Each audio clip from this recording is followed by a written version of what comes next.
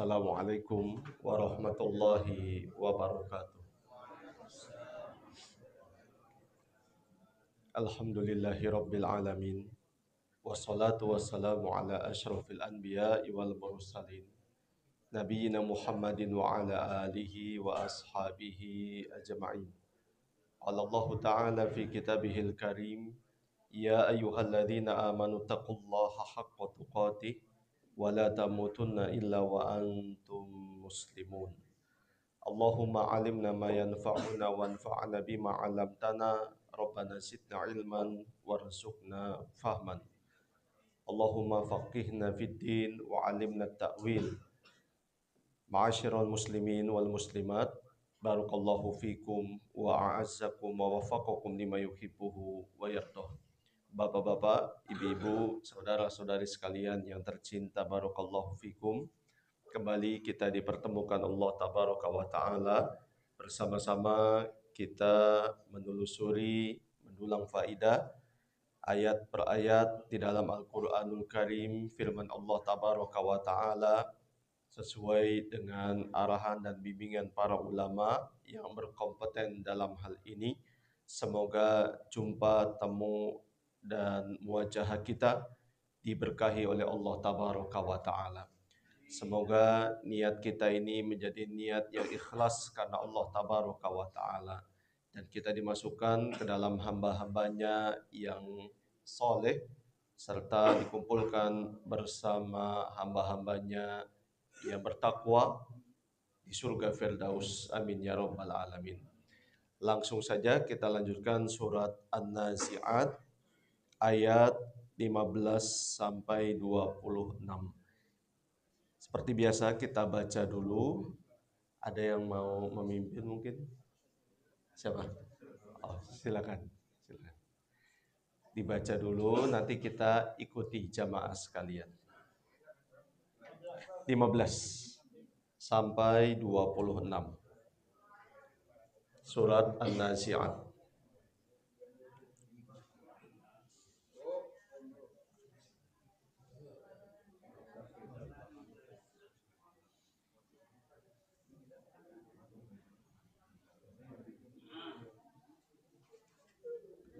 Temu.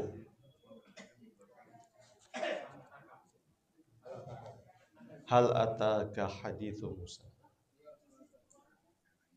A'udzu billahi minasy syaithanir rajim. A'udzu billahi minasy syaithanir rajim. Bismillahirrahmanirrahim. Bismillahirrahmanirrahim. Hal ataka haditsu Musa. Hal ataka hadithu Musa. Nadahu rabbuhu bil wadil muqaddasi tuwa. Idh nadahu rabbuhu bil wadil muqaddasi tuwa. Idhhab ila fir'auna innahu tagha. Idhhab ila fir'auna innahu tagha. Faqul hal laka ila an tazakka. Faqul hal laka ila an tazakka. Wa ahdiyaka ila rabbika fatakhsha. Wa ahdiyaka ila rabbika fatakhsha. Fa'arahul ayatal kubra. Fa'arahul ayatal kubra.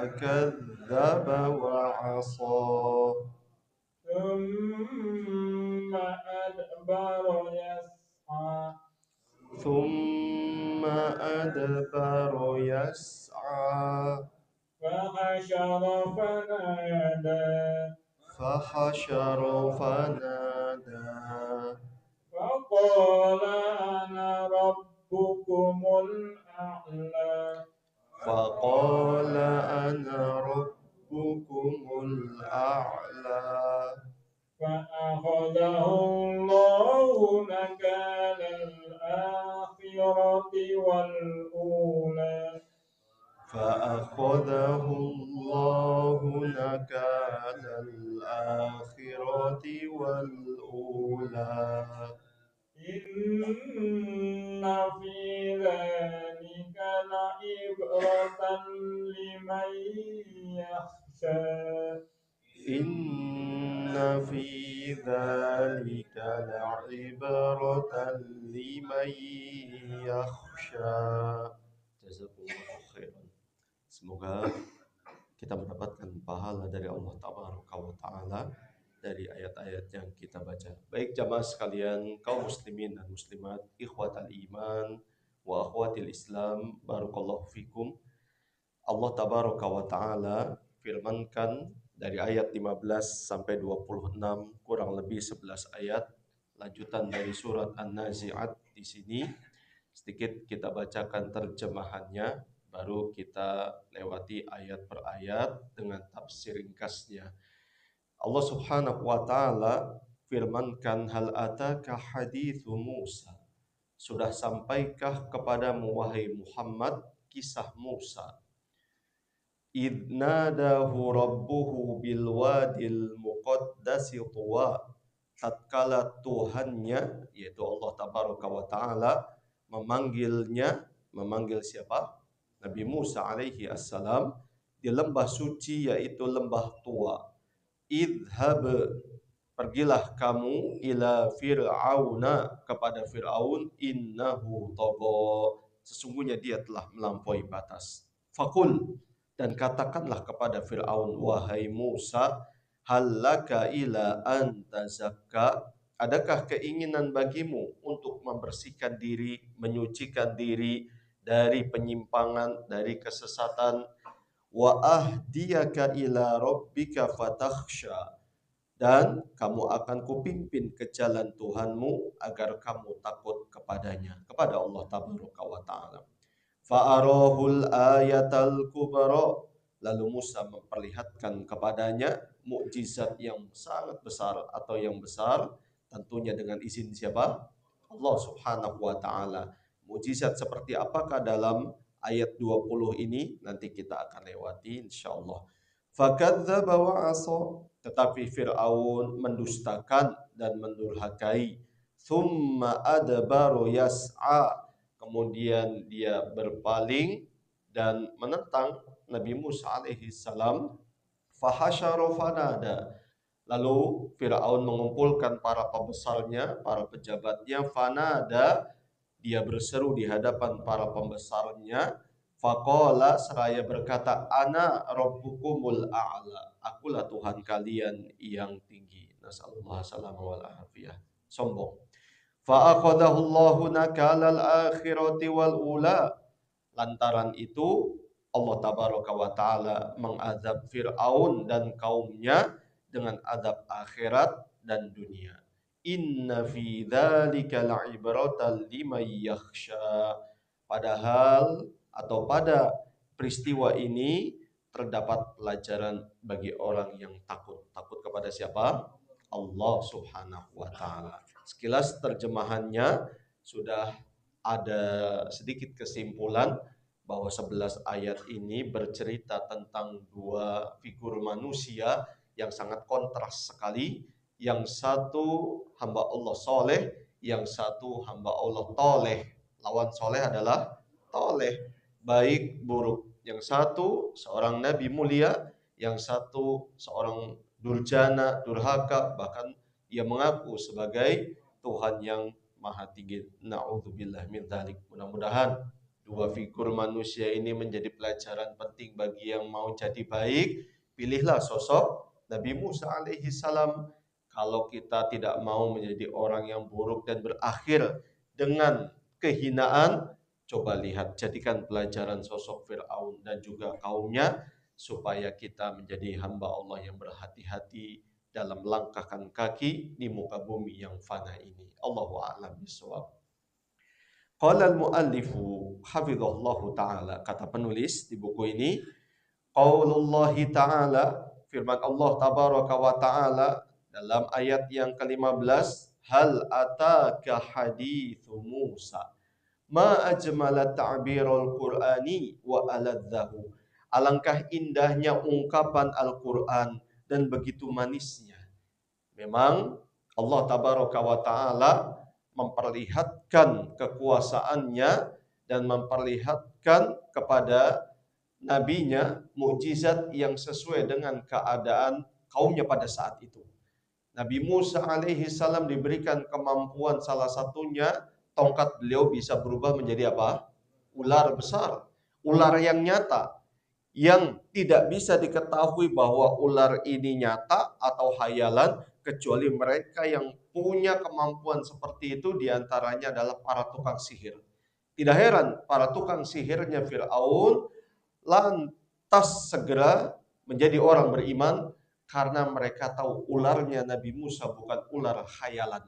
Ular mereka sebelum beriman kepada Allah tabaraka wa ta'ala dan kepada Nabi Musa sebagai seorang nabi hanyalah sebuah tali biasa, tali yang tidak berubah apapun, tetap menjadi tali, tapi dengan bantuan jin, mata manusia yang kala itu ikut hadir dalam sebuah tantangan, seolah-olah melihat talinya para penyihir Fir'aun berubah menjadi ular, padahal tetap tidak berubah.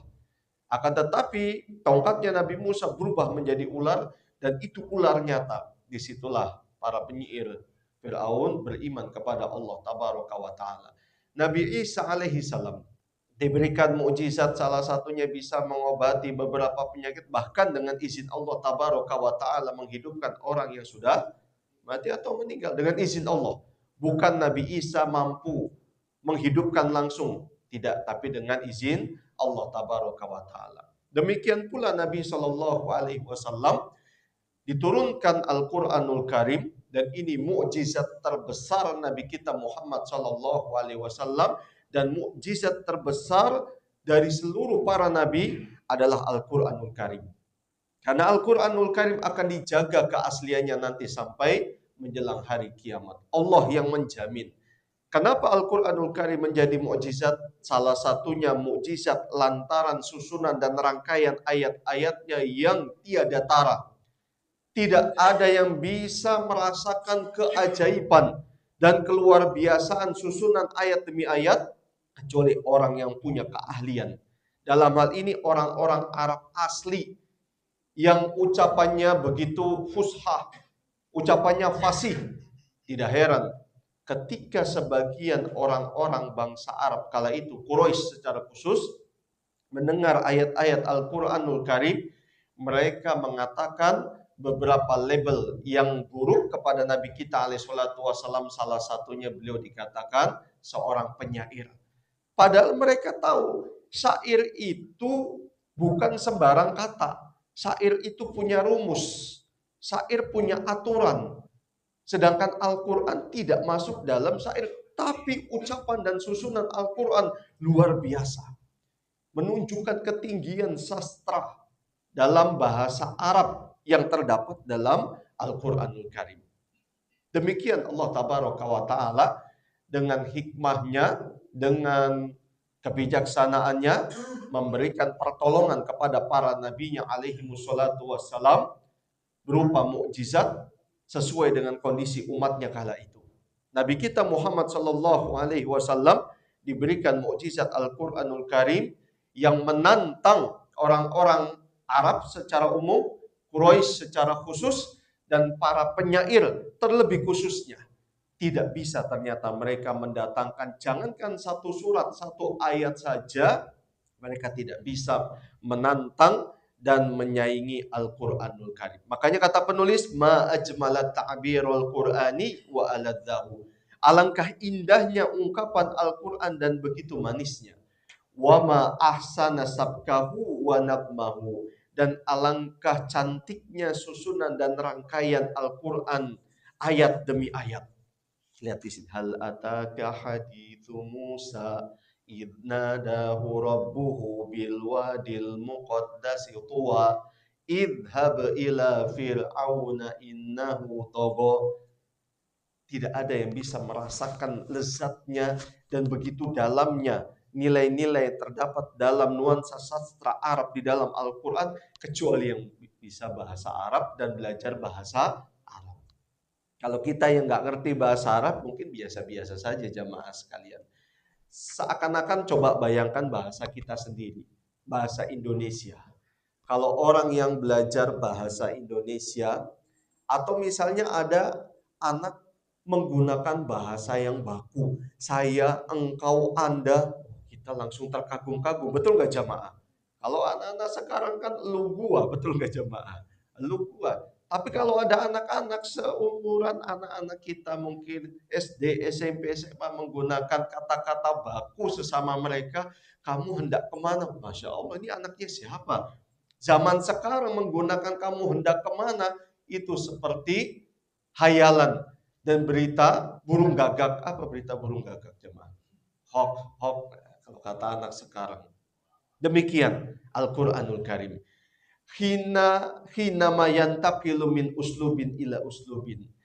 Tatkala kita renungi dan kita resapi perpindahan antara ungkapan satu dengan ungkapan yang lainnya. Faqad ata, dan di dalam ayat ini Allah tabaraka wa taala menggunakan ungkapan bitoriqatil istifham, ungkapan pertanyaan. Hal ataka hadithu Musa.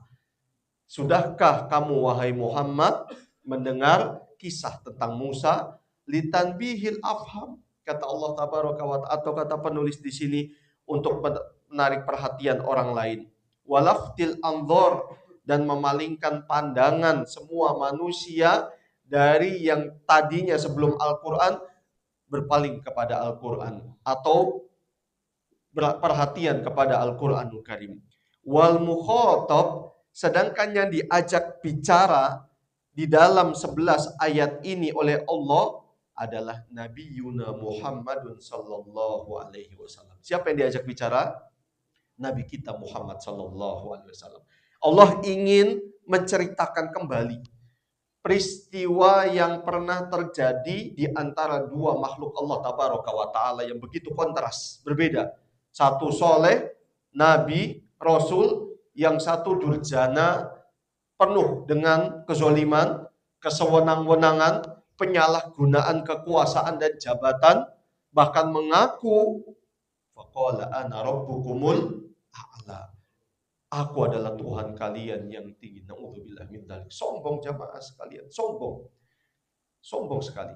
Abu Jahal itu dijuluki sebagai Fir'aun hadhil ummah oleh Nabi SAW.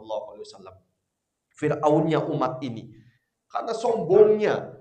Padahal sebelum dijuluki atau diberikan kunyah Abu Jahal, kunyahnya Abu Jahal itu Abul Hakam, bapak yang bijaksana. Namun karena dia itu tidak menggunakan keimanannya, namun menggunakan perasaannya, dia sebenarnya paham. Dia meyakini jamaah sekalian, kalau yang dibawa oleh Nabi kita Muhammad SAW adalah kebenaran. Ngerti dia. Dan dia itu sebenarnya kalau mau langsung beriman. Tapi karena kedudukan, jabatan, dan segenap orang-orang yang berada di sekelilingnya, inilah yang membuat dia berat untuk menyatakan kebenaran keimanan yang dia rasakan saat itu yang dibawa oleh Nabi kita Shallallahu Alaihi Wasallam. Dia sombong. Untuk menutupi semuanya itu, dia justru menampakkan yang harusnya tidak boleh dia lakukan berupa kekufuran, kezoliman, dan permusuhan yang luar biasa.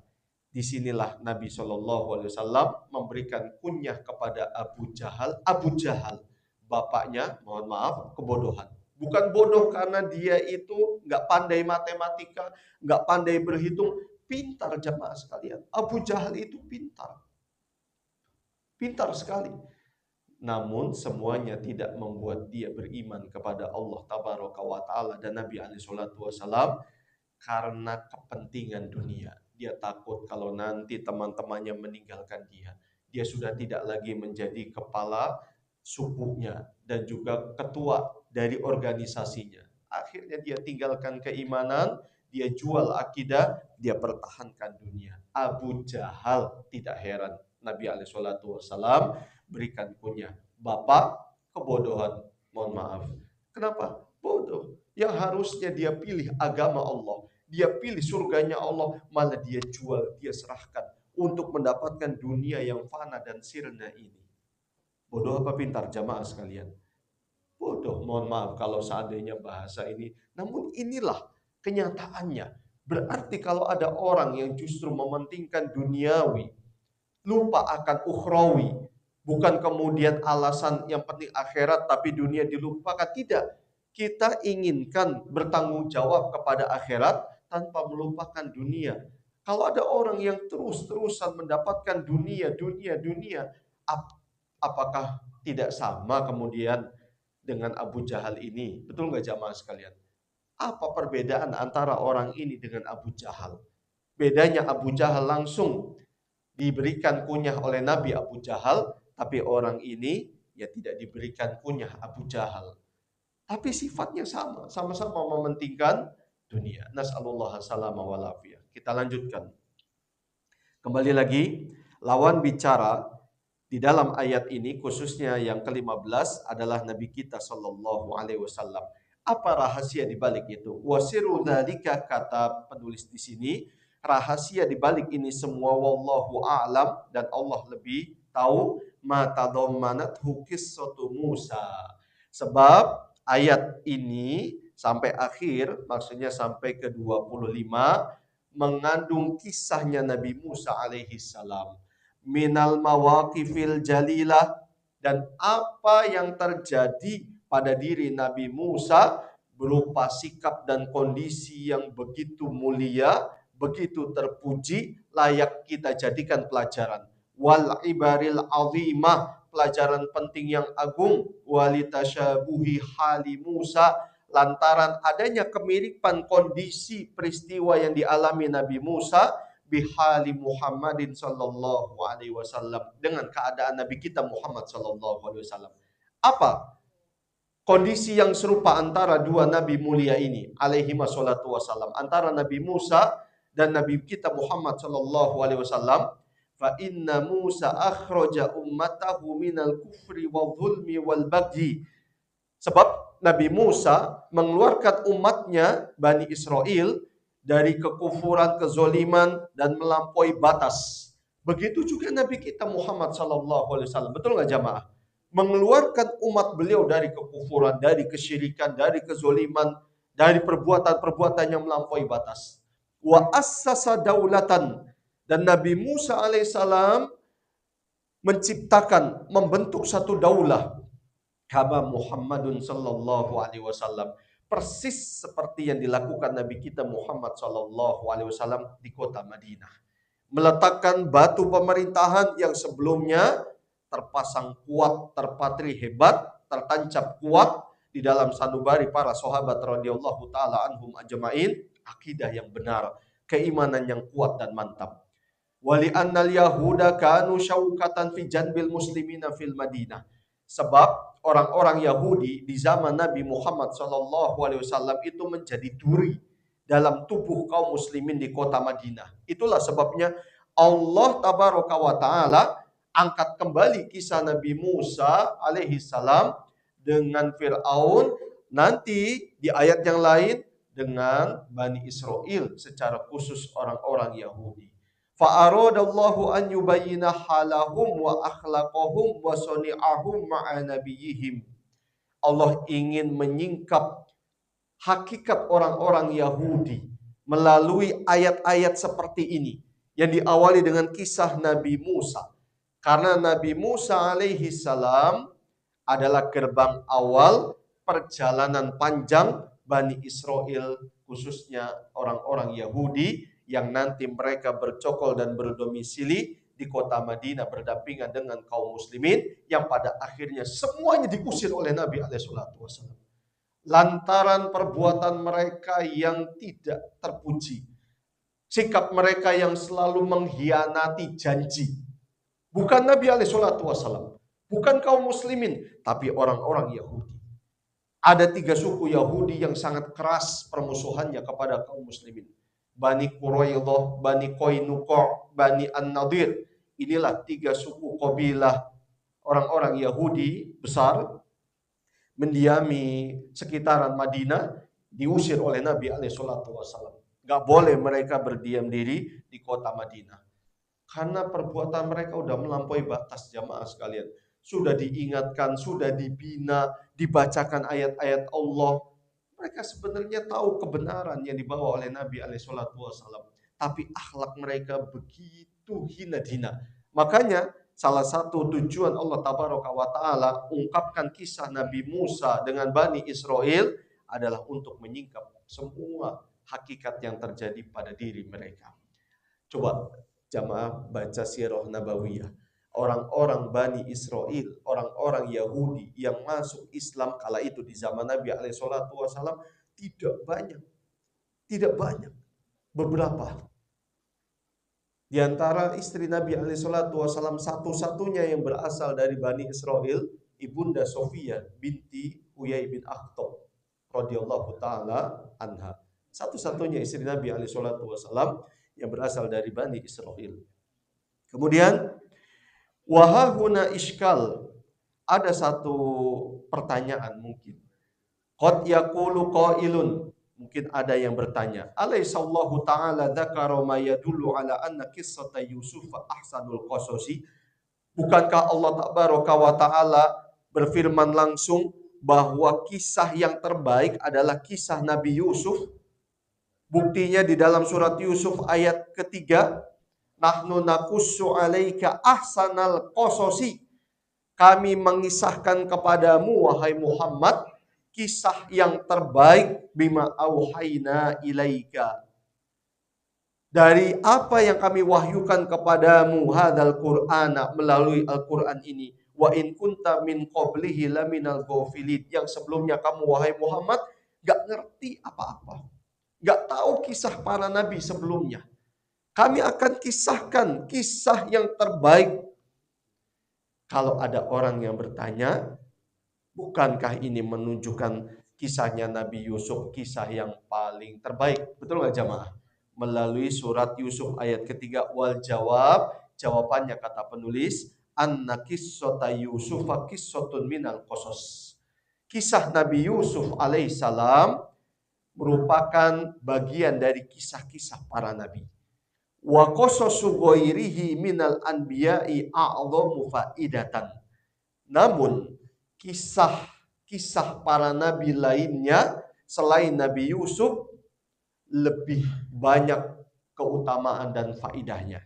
Fa inna anba'a rusuli, sesungguhnya berita tentang para rasul Allah alaihi wassalatu wassalam, wa ma jara bainahum wa baina aqwamihim minal masail, dan yang terjadi di antara para nabi serta kaumnya haulal kufri, berupa pertentangan antara kekufuran wal iman dan keimanan, aktsaru ahamiyatan min qissati Yusufa, lebih banyak hal-hal yang paling penting bisa menjadi pelajaran dibandingkan kisah Nabi Yusuf alaihissalam. Demikian jawaban dari penulis. Fala yalzam an yakuna hadal istihlalu fi awwali surati Yusufa khassan bitilkal qissah. Tidak menjadi kelaziman, tidak harus bunyi firman Allah di awal-awal surat Yusuf tadi, nahnu naqussu 'alaika ahsanal qasasi, itu menunjukkan bahwa Allah ingin menunjukkan kisah yang terbaik adalah kisah Nabi Yusuf. Tidak menunjukkan itu, kata penulis. Karena kalau kita baca tafsir dari para ahli tafsir jamaah sekalian, ternyata tafsir dari firman Allah, nahnu naqussu 'alaika ahsanal qasasi, kami akan mengisahkan kepadamu wahai Muhammad kisah yang terbaik. Banyak ahli tafsir mengatakan Allah di surat ini, di ayat ini ingin mengisahkan kepada nabinya Muhammad SAW kisah-kisah para nabi-nabinya. Jadi di sini para ahli tafsir tidak kemudian mengatakan Allah ingin mengisahkan kisah Nabi Yusuf yang merupakan kisah terbaik. Tidak, tetapi kisah-kisah para nabi menjadi kisah terbaik. Kesimpulannya, kata penulis, tidak menjadi keharusan dan tidak menunjukkan awal dari ayat di dalam surat Yusuf, nahnu naqussu 'alaika ahsanal qasasi, menunjukkan bahwa kisah Nabi Yusuf itu kisah yang terbaik. Tidak, karena surat Yusuf memuat kisah kebanyakan para nabi atau nabi-nabi lain selain Nabi Yusuf. Kemudian para malaikat, kisah orang-orang soleh dengan orang-orang yang tidak soleh, kisah para pemuda yang masih hidup dan tidak hidup lagi. Ini yang ada di dalam kisah surat Yusuf. Jadi kata para ahli tafsir, makna kandungan firman Allah yang berbunyi nahnu naqussu 'alaika ahsanal qasasi, kami akan mengisahkan kepadamu wahai Muhammad kisah terbaik, adalah kisah-kisah yang terkandung seluruhnya di dalam surat Yusuf. Bisa dipahami jamaah sekalian. Allahu a'lam bishawab. Firman Allah yang berikutnya, idnadahu rabbuhu bil wadil muqaddasi tuwa lam yasuk subhanahu jami'a qissati Musa huna. Allah subhanahu wa ta'ala tidak mengisahkan peristiwa yang terjadi pada Nabi Musa semuanya di dalam ayat ini. Wa innama dzakara subhanahu mauqifan haman. Namun Allah subhanahu wa ta'ala menyebutkan kondisi yang begitu penting, mu'athiron, dan sangat berefek, aziman, begitu agung, jalilan, mulia, wa huwa taklimullahi ta'ala lahu duna wasitatin. Yaitu, sekali lagi saya ulangi, di ayat yang 16 ini kata penulis surat An-Nazi'at tentang kisah Nabi Musa dan Fir'aun, Allah tidak ceritakan seluruhnya dari awal sampai akhir, tidak. Namun di surat An-Nazi'at, khususnya ayat yang kita baca dari 15 sampai 25 ini, ada satu kondisi yang sangat agung. Allah ingin tunjukkan kepada Nabi Muhammad SAW dan umatnya, diantaranya kita. Peristiwa taklimullahi ta'ala lahu duna wasitatin. Allah mengajak bicara Nabi Musa tanpa perantara. Langsung. Dua makhluk di alam semesta ini yang langsung diajak bicara oleh Allah hanya dua. Nabi Musa alaihissalam dan Nabi kita Muhammad sallallahu alaihi wasallam. Pada peristiwa Al-Isra wal Mi'raj, khususnya Al-Mi'raj, ketika Nabi dinaikkan ke alam semesta. Di sini ada peristiwa yang begitu agung, yang sangat membekas pada diri Nabi Musa alaihissalam. Diajak bicara langsung oleh Rabbul Alamin, pencipta alam semesta ini, tanpa perantara, tanpa ada perantara malaikat Jibril yang tugasnya menyampaikan wahyu atau malaikat lainnya atau nabi-nabi lainnya, tidak, langsung mendengar firman Allah tabaraka wa ta'ala yang maha mulia dan maha tinggi subhanahu wa ta'ala. Dari peristiwa ini Nabi Musa bergelar Musa Kalimullah, Nabi Musa yang diajak bicara oleh siapa? Allah subhanahu wa ta'ala. Fa inna Musa lamma saro bi ahlihi min sohra'i Madyan. Nabi Musa alaihissalam ketika berjalan bersama keluarganya dari kota Madyan. Madyan itu salah satu kota yang dulu pernah Nabi Syuaib tinggal dan sekarang ini masuk wilayah Arab Saudi yang ada di wilayah sekitar Tabuk. Tahu Tabuk? Pernah terjadi perang Tabuk di zaman Nabi SAW. Nah itu namanya Madyan. Nabi Musa pergi bersama keluarganya. Wa qaraba at-Tur. Lalu beliau bersama keluarganya sampai di Bukit At-Tur. Bukit Tur, para ahli tafsir, ahli sejarah berbeda pendapat. Ada yang mengatakan, dan ini mayoritas ulama, Bukit Tur di mana Nabi Musa menerima wahyu dari Allah dan berbicara kepada Allah adalah Tur yang kita sebut dengan Sinai, ada di daerah Mesir sekarang. Ada yang mengatakan Bukit Tur yang dimaksud adalah yang ada di daerah Palestina. Ada lagi yang mengatakan Bukit Tur yang dimaksud adalah Bukit Tur yang ada di Suriah, Syam. Ternyata jamaah sekalian, tiga pendapat ini kalau dipelajari dari zaman dahulu secara geografis, ternyata tidak bertentangan sama sekali. Mayoritas ulama yang mengatakan Bukit Tur atau Sinai di mana Nabi Musa pernah menerima wahyu dari Allah Tabaraka wa Ta'ala yang sekarang masuk wilayah Mesir, dulu itu masuk wilayah Syam, Palestina. Yang kemudian ya mungkin namanya sekarang manusia kan membagi wilayah, betul nggak jamaah? Sekarang masuk Mesir. Ternyata kalau kita telusuri secara sejarah geografis tidak ada pertentangan. Allahu a'lam bishawab. Anasanaron, tiba-tiba Nabi Musa melihat api berkobar, fakosodaha, lalu Nabi Musa mendekati api tersebut, falam maktaroba minan nar, ketika Nabi Musa mendekati api tersebut, kallamahullahu subhanahu wa ta'ala. Allah langsung berbicara kepada Nabi Musa. Jadi Allah tidak memperlihatkan dirinya yang sesungguhnya, nggak bisa. Di dunia ini nggak ada satupun yang bisa melihat Allah Tabaraka wa Ta'ala. Coba bayangkan jamaah sekalian. Nabi Musa langsung berbicara kepada Allah Subhanahu wa Ta'ala. Fakana hadzal mauqif bin nisbati li Musa asyrafa mauqifin wala raiba. Jadi kondisi ini menurut Nabi Musa alaihissalam adalah kondisi yang sangat mulia buat beliau. Betul nggak jamaah? Bukan hanya Nabi Musa mungkin. Kita saja mungkin kita tidak akan pernah bisa tidur dan tidak akan pernah bisa melupakan. Dan itu memang menjadi apa bahasa kita ya, naluri manusia, fitrah manusia. Kalau dia itu berbicara dengan orang yang dianggap mulia, tokoh masyarakat, seorang ahli ilmu, menganggap bahwa kondisi yang sekarang saya alami atau dia alami termasuk kondisi yang tidak bisa dilupakan, kenangan yang begitu hebat. Begitu juga Nabi Musa, bukan hanya kepada tokoh, bukan hanya kepada ulama, tapi langsung Rabbul Alamin, pencipta alam semesta ini. Kemudian firman Allah Subhanahu wa Ta'ala, bil wadil muqaddasi Tuwa.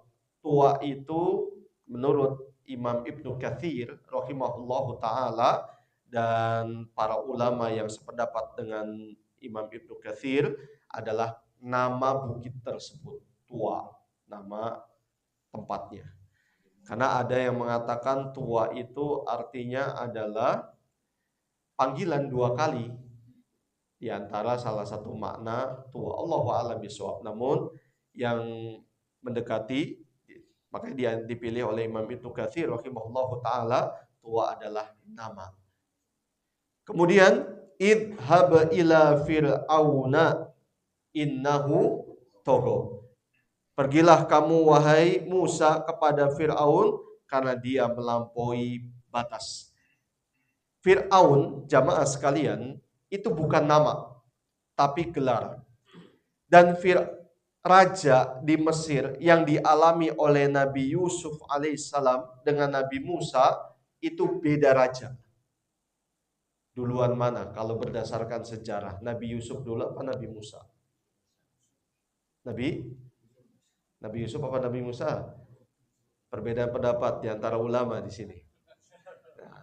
Jawabannya nanti silakan tanya. Kata penulis di sini, wa fi hadza isyaratun ila anna muluka Misr zamana Yusufa ghairul faraina.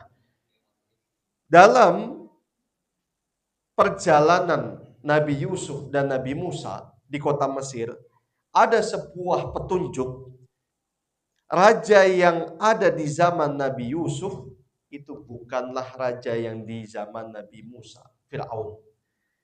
Wahum al-Hiksus. Raja-raja yang di zaman Nabi Yusuf itu namanya raja-raja dari suku Hiksos. Suku Hiksos itu suku penggembala, suku perantauan. Hingga suatu ketika mereka tinggal di tepi sungai Nil, lalu mengambil kesempatan dari kelengahan bangsa Kipti, bangsanya Fir'aun, diserang tiba-tiba oleh suku Hiksus, sehingga mereka bisa menguasai Mesir kala itu. Nah, suku Hiksus inilah zaman di mana Nabi Yusuf alaihi salam hidup. Setelah keluarga Fir'aun melihat ada celah untuk bisa mengambil alih kekuasaan, memberontak, mengkudeta atau apalah namanya itu, mereka menyusun kekuatan. Ketika lengah juga suku Hiksus, diambil kekuasaan oleh keluarga Firaun kembali, sehingga Mesir kembali ke pangkuan keluarga Firaun. Disitulah kemudian hidup Nabi Musa alaihi salam. Berarti Nabi Yusuf sama Nabi Musa duluan siapa? Nah, duluan Nabi Yusuf. Bisa dipahami jamaah sekalian. Raja Mesir yang ada di zaman dua Nabi mulia ini alaihi wassalatu wassalam beda. Di zaman Nabi Yusuf itu namanya suku Hiksos. Kalau di zaman Nabi Musa ya Fir'aun. Fir'aun itu bukan nama tapi lakop, gelar. Firaun itu gelar. Seperti misalnya Kisro, gelar raja yang ada di Persia. Koisor, kalau kita nyebutnya Kaisar, gelar raja yang ada di Romawi. Kemudian Khokon. Khokon itu kalau kita tuliskan dengan bahasa kita tuh namanya Kogon. Kogon itu gelar yang ada di bangsa Mongol. Makanya ada Genghis Khan. Artinya kan Genghis Khan ya. Genghis Khan. Kalau ini Syahrukan. Syahrukan terus apa lagi? Biasanya ibu kenapa ini? Biasanya ibu-ibu. Ini kenapa ini?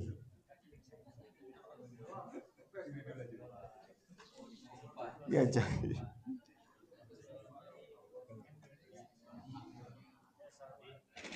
Oh. Khan, Salman Khan, apalagi? Itu beberapa gelar yang ada di negara. Mukaukis ini gelar di Mesir juga bagi bangsa suku Kipti. Najasyi gelar bagi raja yang ada di Ethiopia dan lain sebagainya. Jadi Firaun itu bukan nama jamaah sekalian.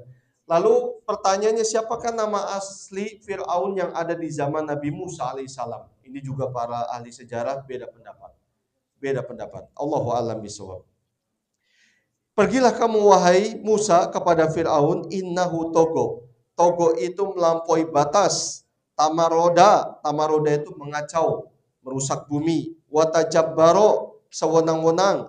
Qabbahahullahu, semoga Allah memburukkan dirinya.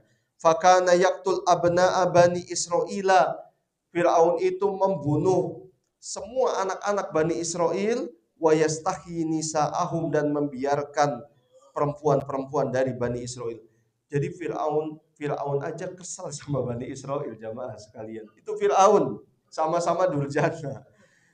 Firaun aja kesel. Hitler aja tahu Adolf Hitler, itu kesel sama Yahudi. Makanya kaum muslim itu jangan pernah menganggap orang Yahudi bisa diajak berdamai. Bisa jamaah sekalian. Sampai sampai kapanpun sama orang Yahudi, kecuali yang diberi hidayah oleh Allah Subhanahu wa taala. Tentu ini tidak kita bicarakan.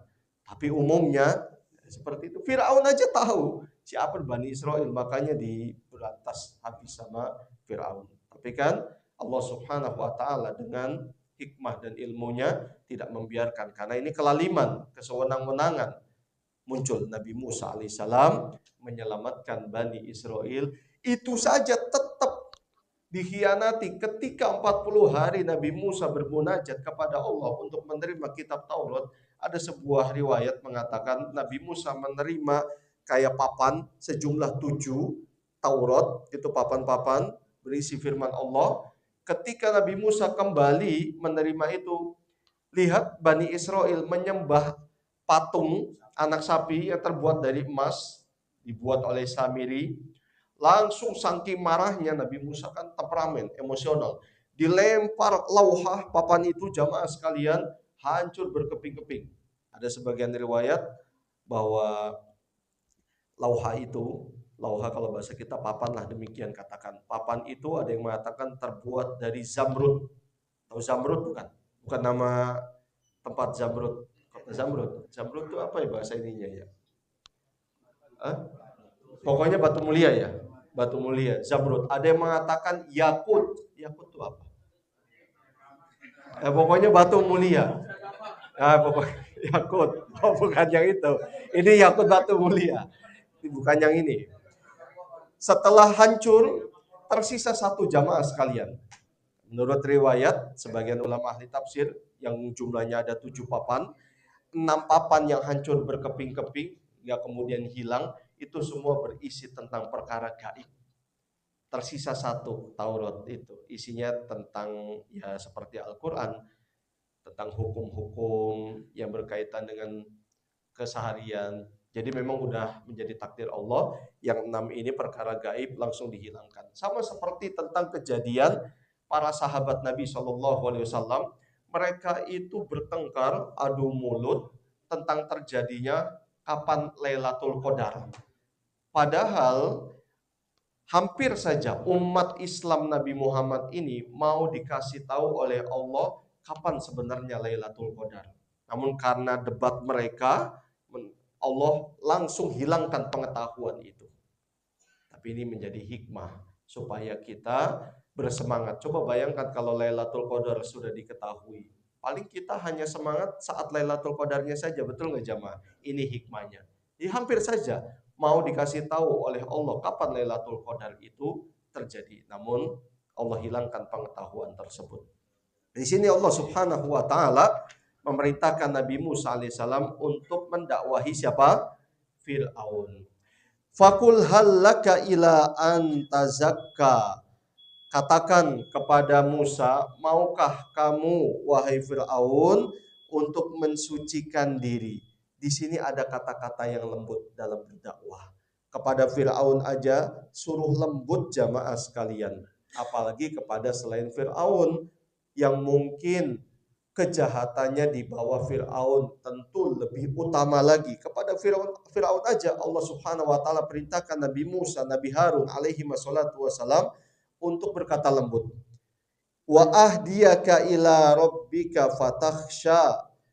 Aku akan membantumu untuk menunjukkan jalan menuju Tuhanmu supaya kamu takut kepadanya, kepada Allah Subhanahu wa taala. Ini juga kalimat yang diajarkan oleh Allah Subhanahu wa taala kepada Nabi Musa supaya di awal dakwah, hukum asalnya dakwah dengan cara yang baik. Islam menengahi dari hal yang terlalu melampaui batas dan hal yang diremehkan. Pertengahan. Dalam dakwah juga gitu, jamaah sekalian, tidak melulu baik, halus terus. Nanti nggak ada yang menghargai. Tidak kasar, keras terus. Nanti tidak akan ada yang memperhatikan dan tidak ada yang tertarik. Nabi SAW pernah menyikapi 2 perkara ini. Datang Arab Badui, Arab gunung, namanya Arab gunung, pindah satu sini, satu sana. Peradaban tentang orang kota mereka tidak tahu karena biasa di gunung merantau. Datang ke masjid, kemudian sebagian langsung buang air kecil di salah satu sudut Masjid Nabawi. Para sahabat melihat, wah ini kurang ajar deh kalau bahasa kita. Dipersiapkan apa yang ada yang bawa balok. Dihentikan oleh Nabi SAW. Sabar, biarkan.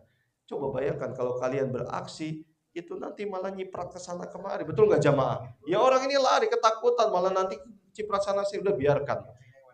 Lalu Nabi memerintahkan sebagian sahabat untuk mengambil ember berisikan air lalu disiramkan, karena pada saat itu kan masih dalam keadaan pasir, belum ada lantai seperti ini. Kalau sekarang jangan disiram, malah kemana-mana jamaah sekalian, dikumpulkan.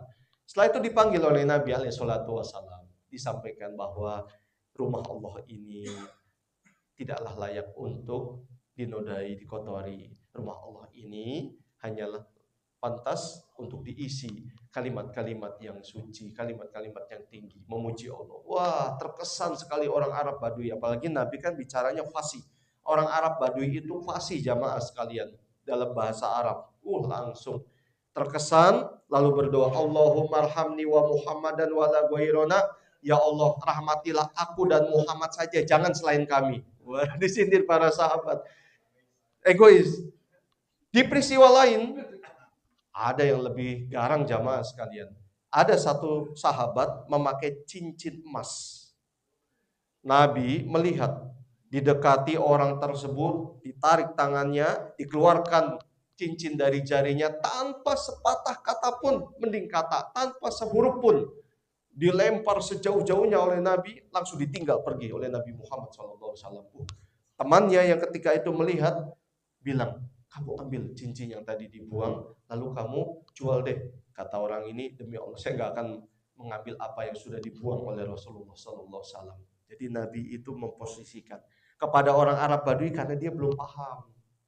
Sama pemuda ini dia udah paham hukumnya, tapi masih melakukan dan melanggar. Makanya Nabi tegas terhadap orang tersebut. Jadi demikian ranah terhadap dakwah ini. Allahu a'lam bishawab. Kemudian fa'arahul ayatal kubra. Nah, ini dia. Dan kami perlihatkan kepada Musa akhirnya memperlihatkan kepada Fir'aun dan para pembesarnya mukjizat yang besar. Mukjizat yang besar dimaksud adalah tongkatnya Nabi Musa bisa berubah menjadi ular, dan kedua tangan Nabi Musa ketika dikeluarkan dari saku bajunya itu bercahaya min ghairi su, tanpa ada cacat sedikit pun. Bercahaya, dan cahaya ini putih bersih. Mereka semua melihat, tapi fakadzdzaba wa aso. Kendati pun demikian, kata Allah tabaraka wa taala mengisahkan peristiwa yang terjadi pada Fir'aun kepada Nabi kita Muhammad sallallahu alaihi wasallam, udah jelas-jelas itu bukti nyata mukjizat Nabi Musa. Fakadzdzaba wa aso. Tetap Fir'aun itu mendustakan, mengkufuri dan bermaksiat kepada Allah dan kepada Nabi Musa. Bahkan summa adbaru yas'a. Fir'aun berpaling dari Nabi Musa, dia malah pergi segera. Tujuannya apa? Fahasyara fanada, mengumpulkan semua para pembesar dan orang-orang yang kala itu hadir. Lalu dengan lantang Fir'aun mengatakan, faqala ana rabbukumul a'la. Aku adalah Tuhan kalian yang tinggi. Na'udzubillah min dzalik, sombong sekali. Fa akhadahu Allahu nakalal akhirati wal ula. Dengan peristiwa ini dan karena hal ini Allah Subhanahu wa taala mengadab Fir'aun dengan azab akhirat dan azab dunia. Azab akhirat jelas, surga apa neraka? Neraka jahanam. Bahkan di alam barzahnya Fir'aun diperlihatkan kobaran neraka pagi petang. Belum masuk neraka aja udah diperlihatkan jamaah sekalian. Belum ditambah siksaan di alam kubur. Sebelum mati ada beberapa bencana yang mendahului itu. Di antaranya adalah at-tufan. Kalau kita kan topan angin ya. At-tufan kalau dalam bahasa Arab itu artinya banjir besar, banjir bah. At-tufan. Kalau kita angin topan malah ya. At-tufan itu banjir, bukan angin topan, tapi banjir. Kemudian wal jarot, merajalela, belalang di sana sini. Wal qamlu, kutu-kutu. Mungkin kata-kata kumel dari sini aja. Orang ini kumel banget mungkin ya dari kata kutu. Wad dafadi', dan banyaknya katak yang berserakan, wadam, dan darah. Ini adab yang didahulukan oleh Allah kepada kaumnya Fir'aun sebelum Fir'aun akhirnya tenggelam di laut. Sampai nanti hari kiamat adab akan dirasakan oleh Fir'aun. Terakhir, inna fi dzalika la'ibaratan liman yakhsha. Semuanya ini adalah bentuk nasihat, bentuk peringatan bagi orang yang di hatinya memiliki rasa takut kepada Allah Subhanahu wa ta'ala. Terakhir jamaah sekalian, pelajaran penting dari Ayat-ayat ini yang pertama kata penulis inayatul Qur'ani bi qissati Musa alaihi salam. Betapa perhatiannya Al-Qur'anul Karim terhadap kisah Nabi Musa alaihi salam. Yang kedua, itsbatu sifatil kalami lillahi subhanahu. Kita menetapkan adanya sifat berfirman, berbicara bagi Allah subhanahu wa ta'ala, namun sesuai dengan keagungan siapa? Allah. Jangan kita samakan berbicaranya Allah dengan berbicaranya kita seperti ini, jangan, nggak boleh. Fahuwa yatakallamu mata sya'a kaifa sya'a bima sya'a. Allah subhanahu wa ta'ala berfirman kapan, bagaimana, dan seperti apa sesuai dengan kehendak Allah subhanahu wa ta'ala. Sesuai dengan kehendak Allah. Tidak boleh kita bayangkan seperti kita, tidak boleh jamaah sekalian. Kemudian pelajaran penting yang berikutnya, fadlu Musa, keutamaan Nabi Musa alaihi salam. Pelajaran yang berikutnya adalah at-talattufu fid da'wati, lembut dalam berdakwah, la siyama ma'a ahli sultan, khususnya kepada para pembesar, orang yang punya kedudukan. Jadi nggak sama kita berdakwah kepada rakyat biasa dengan berdakwah kepada orang yang memiliki jabatan dan kedudukan. Ya sebagaimana kita misalnya berbicara kepada teman, pada orang yang lebih tua atau kepada orang tua, tentu berbeda jamaah sekalian. Kepada teman lu gua mungkin, kepada orang tua lu gua bisa ditonjok jamaah sekalian. Tidak dipersongong namanya, kan begitu. Sama seperti berdakwah pun demikian. Jadi likulli maqam maqal, kata bahasa, kalau kata orang Arab, setiap tempat itu ada ucapannya masing-masing. Ada sikonnya, situasi dan kondisinya harus kita perhatikan. Terakhir, ta'yidullahi ta'ala li anbiya'ihi bil ayat. Pertolongan Allah subhanahu wa ta'ala yang diberikan kepada seluruh para nabinya dengan tanda-tanda yang diberikan istilah oleh sebagian ulama dengan mukjizat. Jadi mukjizat itu istilah yang diungkapkan oleh ulama jamaah sekalian. Allahu a'lam bishawab. Inilah sekelumit tafsir ringkas berapa ayat nih jamaah sekalian? Dari ayat 15 sampai 26, kurang lebih 11 kayaknya. Dari 12. Dari 11 atau 12 ayat surat An-Nazi'at. Allahu a'lam bishawab.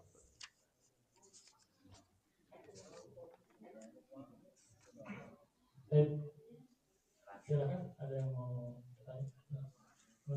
Ya, silakan. Waalaikumsalam warahmatullahi wabarakatuh. Ya. Kalau nggak salah yang dihidupkan itu anaknya Nabi Nuh alaihissalam untuk mengerjakan saat itu kejadiannya. Tetapi saat meninggal kan masih muda anak Nabi Nuh. Setelah dibangkitkan sudah berubah makin tua itu ada kehidupan di dalam kubur. Allahu a'lam, saya tidak tahu kisah tersebut. Allahu a'lam, mungkin nanti kalau saya menemukan siapakah atau siapapun yang dihidupkan oleh Nabi Isa, kalau nanti memungkinkan saya WA ke Pak Edi mungkin. Allahu a'lam, saya nggak tahu. Terima kasih. Iya. Kita tahu tadi bahwa Al-Quran itu adalah salah satu kitab suci yang diturunkan sebagai petunjuk bagi umat Islam. Ya. Salah satu tadi adalah surat An-Nazi'at. Nah, yang saya tanyakan ini Pak, apakah ada relevansi daripada ayat-ayat yang terkandung di dalam surat An-Nazi'at itu untuk bisa dijadikan sebagai pedoman petik untuk menghadapi gaya dunia yang sekarang ini? Apakah hanya sekedar sebagai bahan referensi untuk membaca bahwa inilah kisah yang ada di dalam Al-Quran? Terima kasih. Baik. Secara umum Al-Quranul Karim menjadi pedoman hidup, sudah barang tentu kesimpulannya pasti ada pelajaran penting dalam setiap peristiwa yang kita alami di dunia ini. Mau itu tahun 2024, 2025, Al-Quran sudah menggambarkan peristiwa-peristiwa tersebut dan memberikan jalan keluar meskipun tokohnya berbeda. Sejarah akan berulang secara tema meskipun tokoh berbeda. Tokoh yang ada pada zaman Nabi Musa alaihissalam adalah Fir'aun. tapi temanya tentang kezaliman, kesewenang-wenangan, keburukan, kedurjanaan, kedurhakaan. Temanya sama, meskipun tokohnya berbeda. Dan tema itu pun berulang di zaman ini sampai nanti hari kiamat. Lalu apa yang harus kita ambil pelajaran? Kita ambil pelajaran pertama, meyakini. Akhirnya seyakin-yakinnya akan kebenaran yang ada di dalam Al-Quranul Karim. Dan kita mengambil ibrah bagaimana caranya untuk keluar dari jalan yang penuh dengan aral, rintangan, dan duri seperti ini. Dari peristiwa yang carut-marut seperti ini, Al-Quranlah jawaban untuk kita keluar dari segala problematika hidup, di samping sunnah Nabi SAW. Jadi Al-Quran bukanlah hanya sekedar sebuah kisah semata murni. Ada seperti itu, tapi pasti kisah yang diangkat oleh Allah Tabaraka wa Ta'ala menyimpan ribuan bahkan jutaan hikmah yang tidak diketahui secara detail kecuali Allah Tabaraka wa Ta'ala. Manusia mengetahui secara umum dan relevan sekali untuk kehidupan mereka. Khususnya kisah tentang Nabi Musa dan Firaun ini. Bagaimana Nabi Musa menghadapi orang yang zalim, kemudian cara berdakwah, lalu kita tarik benang merahnya kehidupan kita, sangat relevan sekali. Tidak mungkin ada yang sia-sia. Allahu a'lam bishawab. Cukup? Baik. Kita cukupkan sampai sini, semoga bermanfaat. Mohon maaf apabila ada tutur kata maupun sikap yang kurang berkenan. Wassallallahu wasallam ala nabiyina Muhammad wa ala alihi wa sahbihi ajma'in. Subhanakallahumma bihamdika asyhadu an la ilaha illa anta astaghfiruka wa atubu ilaik. Assalamualaikum warahmatullahi wabarakatuh.